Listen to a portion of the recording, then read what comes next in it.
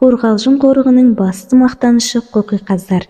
Біле білсек, бұл құсқа деген елдің ықыласы өзгеше. Айрықша сұлулығымен ерекшеленетін қоқиқаздар үшін Қорғалжын қорығы солтүстікте қоныстанатын соңғы мекен саналады. Бұл құстар жыл сайын көктемде Африканың шығысы мен батысынан, Иран, Үндістан және Пәкістан елдерінен ұшып келіп, осында ұя басып, балапандарын қанаттандырып, қара күздің салқыны түсе бергенде келген жолдарымен жылы жаққа бет түзейді. Қоқиқаздың негізгі қорегі Артемия құрты. Мұндай құрттар тек тұзды көлдерде болады, ал теңіз көлінің тұздылығы әлемдік мұхиттардан 5-6 есе артық.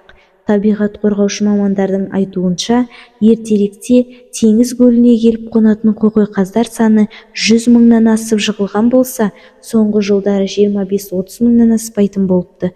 Бұған басты себеп ретінде Азия құрлығындағы кейбір елдерде орын алатын әскери іс-қимылдар аспан кеңістігіндегі құстардың жолын тарылта түседі екен.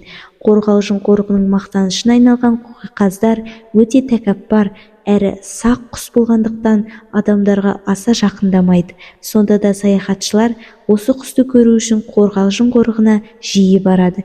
Әсіресе дәстүрлі қоқиқаздар фестивалі өткенде мұнда келушілер саны еселеп артады.